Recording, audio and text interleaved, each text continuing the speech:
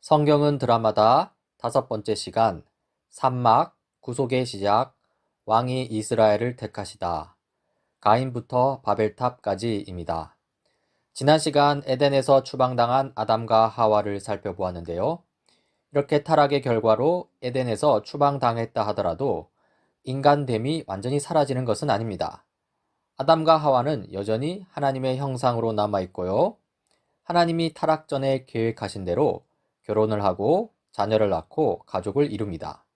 물론 타락의 결과가 아예 없는 것은 아닙니다. 인간됨이 사라진 것은 아니지만 심각하게 손상되었다는 것이죠. 이러한 죄와 타락의 영향력이 앞으로 분명하게 나타나는데 그 끔찍한 변화가 창세기 4장부터 전개됩니다. 가인이 동생 아벨을 살해한 이야기입니다. 들어보십시오. 가인은 농부였고 아벨은 목동이었다. 사이좋게 지내며 다른 직업을 가진 서로를 지원하면 좋았을 텐데 그렇지 못했다. 가인은 아벨을 질투한다. 가인과 아벨이 하나님께 제사를 드리는 시점에서 갈등이 절정에 이른다.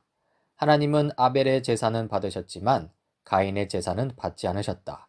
그 이유는 가인의 마음이 악했기 때문이다. 하나님은 악한 마음을 다스리고 올바로 행하면 가인의 제사도 받으시겠다고 말씀하신다. 그러나 악한 마음을 그대로 내버려 두면 죄가 야수처럼 덮쳐서 그를 사로잡을 것이라고 경고하신다. 하지만 가인의 분노는 깊이 골마 있다. 가인은 아벨에게 들판으로 산책을 나가자고 한 다음 거기서 동생을 죽인다. 상상할 수 없는 일이 일어났다. 하나님이 사귐과 기쁨의 근원이 되게 하신 가정인데 그런 가정이 질투와 분노와 살인의 장소가 되었다. 이것이 바로 죄와 타락의 결과이다.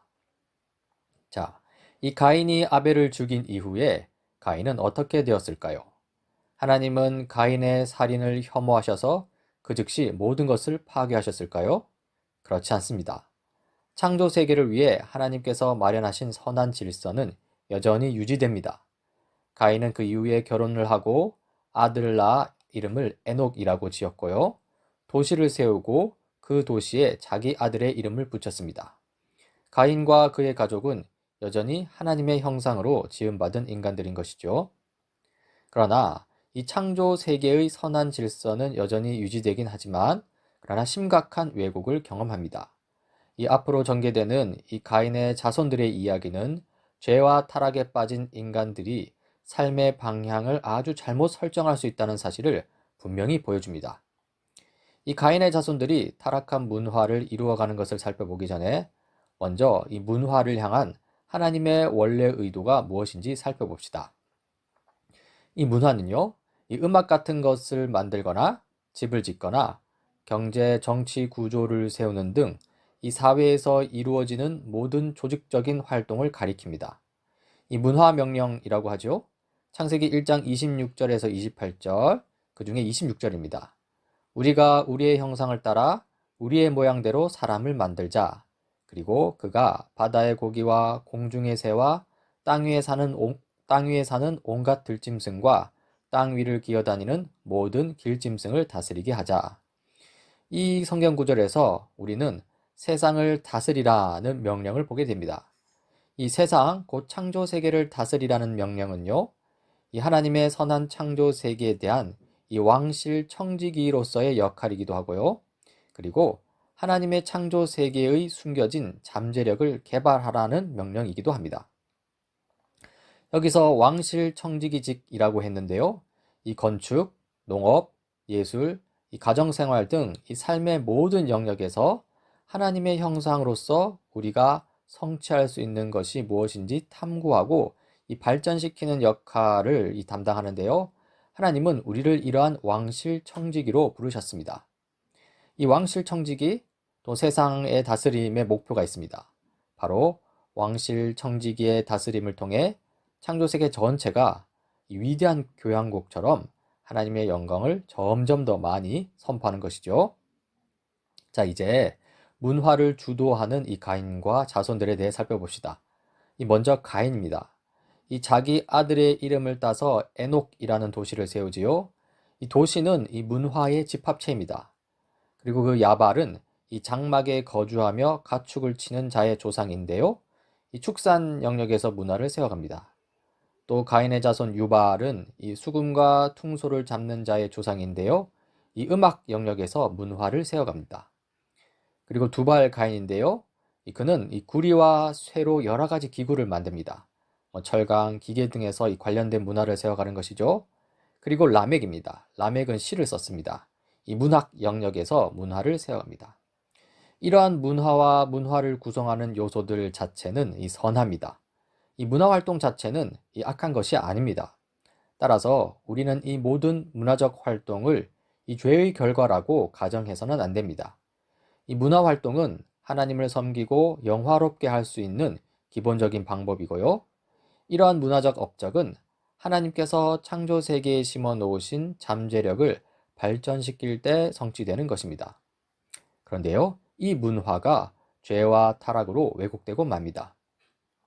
우리는 창세기 4장에서 죄를 지은 인간들이 선한 문화 활동들을 오도한다는 사실을 다시금 기억하게 되는데요. 먼저 도시입니다. 원래 도시 자체는 악한 것이 아닙니다. 하나님의 의도대로 세워지는 도시가 있다는 것이죠. 이러한 도시를 세우는 것은 창조 세계에 숨겨진 잠재성을 개발하는 중요한 방법 중의 하나입니다. 이러한 도시 속에서 수많은 문화 활동이 이루어지고요. 또 문화 활동을 통해 하나님의 영광을 드러낼 수 있습니다. 따라서 하나님은 창조 세계가 동산에서 도시로 개발되고 발전되길 원하십니다. 즉, 도시는 인간이 풍요로워지고 하나님이 영광을 받으시는 훌륭한 장소가 될 수 있다는 것이죠. 그러나 이 살인자 가인이 세운 도시의 경우에는 좀 다릅니다. 한번 들어보십시오. 성경 기록상 가장 먼저 도시를 세운 사람이 가인이라는 사실은 도시의 상황을 어둡게 한다. 우리는 도시를 향한 하나님의 의도가 오염되었을 가능성에 대해서 생각하게 된다. 우리가 너무나 잘 알듯이 도시는 오염과 억압의 장소가 될 수 있다. 가인의 질투와 분노는 에녹이라는 도시 안에서 그리고 그 주변의 도시 생활에 어떤 영향을 주었을까? 도시를 문화적으로 발전시키는 일 자체는 하나님이 인간에게 주신 선한 명령에 속하지만 그 일을 시작한 존재는 이미 하나님의 명령을 무시한 인간이었다. 이렇듯 도시는 타락할 수 있고요. 그리고 이미 우리 삶에서 그런 타락상을 우리도 경험하고 있습니다. 다음으로 시인데요. 이 시는 이 하나님이 주신 놀라운 선물 중에 하나입니다. 이 성경에는 하나님의 명령에 순종하여 아름답게 언어를 구사한 많은 노래와 시가 담겨 있습니다. 이 시편과 잠언이 대표적이지요. 그 밖에 선지자들은 이 시적 형식을 빌려 예언을 행했습니다. 당연히 선한 것들입니다. 그러나 이 살인자 가인의 자손 이 라멕도 시를 지어 노래하는데요. 창세기 4장 23절 24절입니다. 아다와 실라는 내 말을 들어라. 라멕의 아내들은 내가 말할 때에 귀를 기울여라. 나에게 상처를 입힌 남자를 내가 죽였다. 나를 상하게 한 젊은 남자를 내가 죽였다. 가인을 해친 벌이 7갑절이면 라멕을 해치는 벌은 77갑절이다. 어떻습니까? 시의 운율이 잘 느껴지죠? 이 라멕은 성경에 나오는 최초의 시인입니다. 이 라멕의 시를 보면 하나님의 놀라운 선물이, 그러니까 그 운율 같은 그런 놀라운 선물들이 이 복수하고 폭력을 행사하겠다고 협박하는 수단으로 왜곡되고 변질된 것을 볼 수 있습니다.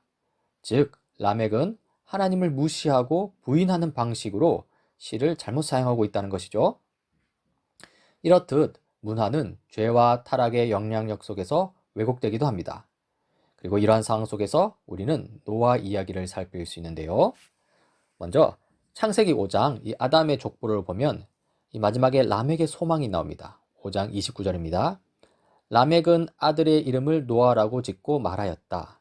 주님께서 저주하신 땅 때문에 우리가 수고하고 고통을 겪어야 하는데 이 아들이 우리를 위로할 것이다. 이 창세기 5장 본문에 나오는 이 노아의 아버지 라멕은요, 이 아까 살폈던 창세기 4장의 악한 신 라멕과는 이 다른 인물입니다. 이 창세기 5장의 라멕은 이 타락이 노동뿐 아니라 삶의 전 영역에 영향을 미치고 있다는 것을 너무나 잘 알고 있습니다. 그래서 라멕은 이 노아의 출생을 통해 이 나쁜 상황이 나아지길 바라는 마음을 표현하고 있죠. 그러나 상황은 나아지지 않았습니다. 창세기 6장 타락한 인간들인데요. 그 중에 5절에서 7절까지입니다. 주님께서는 사람의 죄악이 세상에 가득 차고 마음에 생각하는 모든 계획이 언제나 악한 것뿐임을 보시고서 땅 위에 사람 지으셨음을 후회하시며 마음 아파하셨다. 주님께서는 탄식하셨다. 내가 창조한 것이지만 사람을 이 땅 위에서 쓸어버리겠다. 사람뿐 아니라 짐승과 땅 위를 기어다니는 것과 공중의 새까지 그렇게 하겠다. 이것들을 만든 것이 후회되는구나. 이 사태는 최악으로 치달아서 하나님은 대홍수로 세상을 멸하시고 그리고 다시 시작하시겠다고 결정하십니다. 한번 들어보십시오. 하나님이 땅에 보내신 홍수는 대재앙이었고 전 세계적인 사건이었으며 일종의 창조 세계의 해체였다.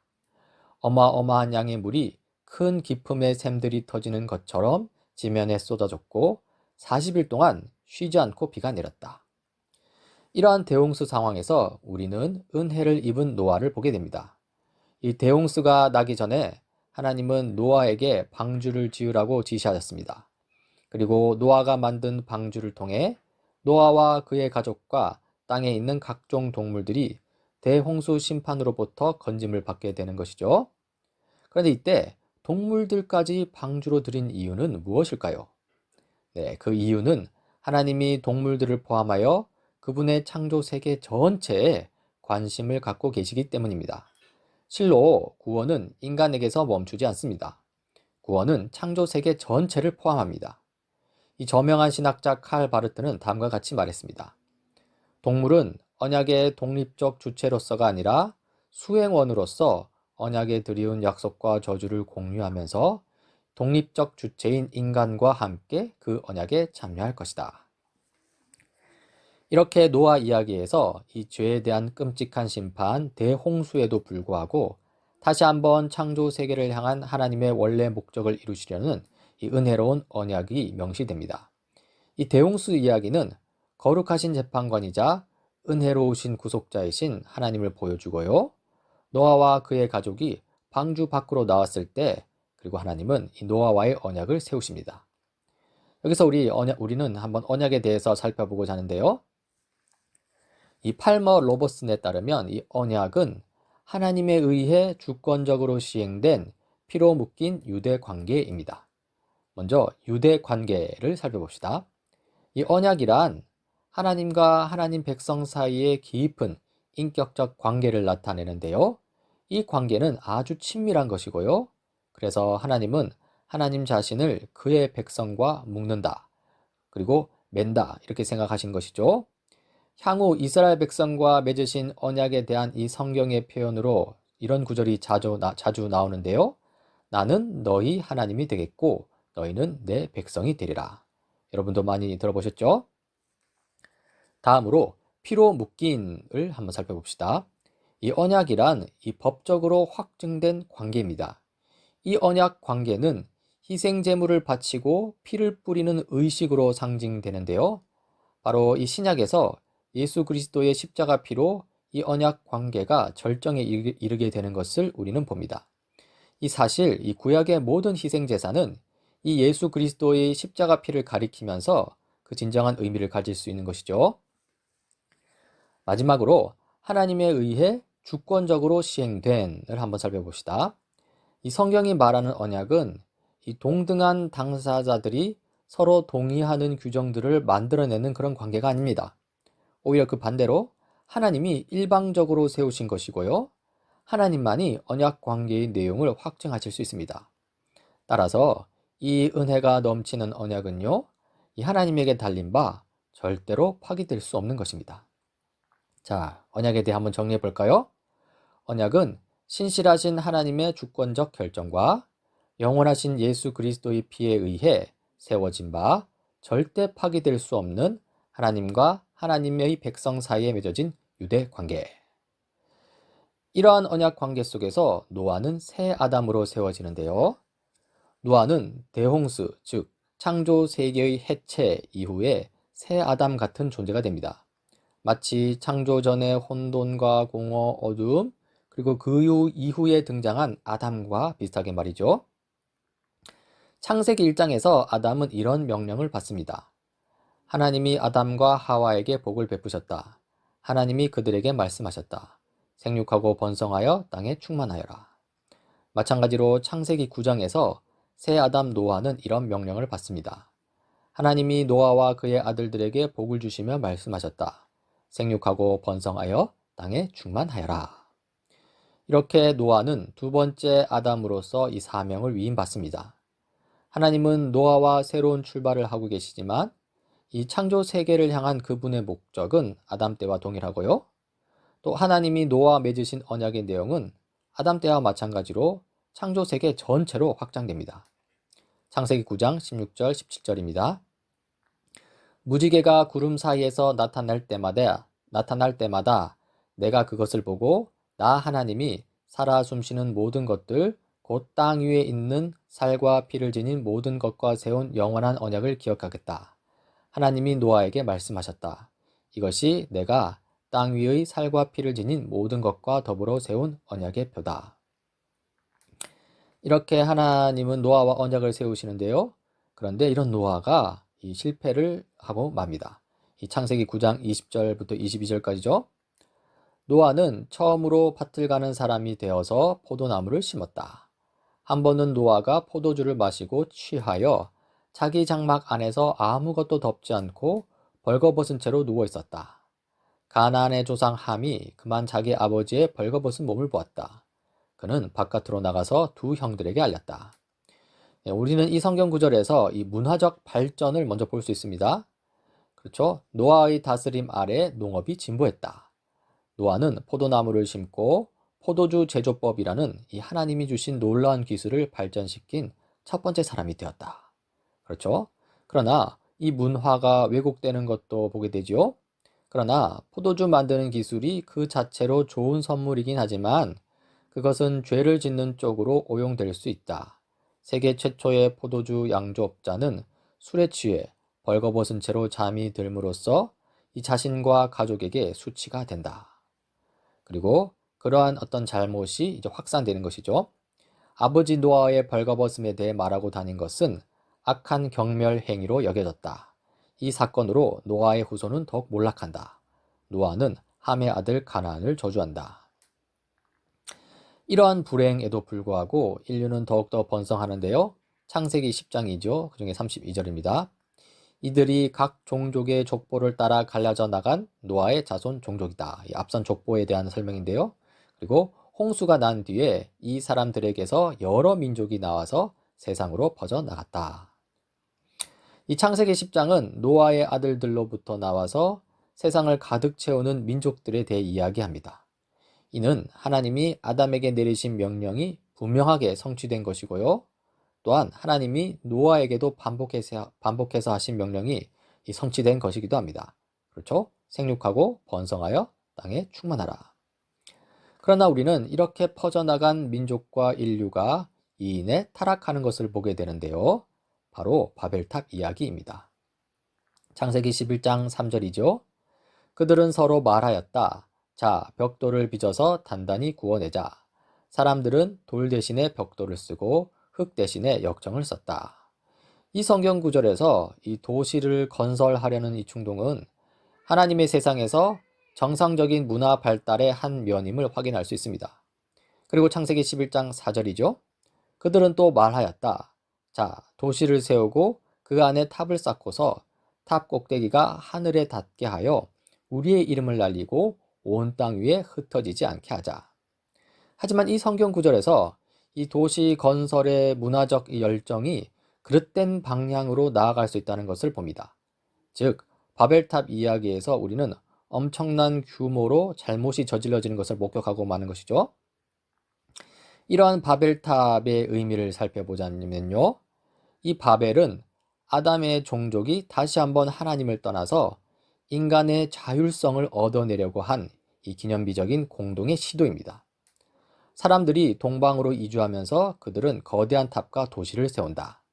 이는 인간을 세상 전역으로 퍼뜨리고 흩트려 하신 하나님의 의도에 대항해서 자신의 의지를 주창하는 그들만의 방식이었다. 바벨은 인간 문화의 결정판이 되기는커녕 창조주에 대항하여 자력으로 살아가려는 인간이 맞이한 실패의 결정적인 상징이 되었다.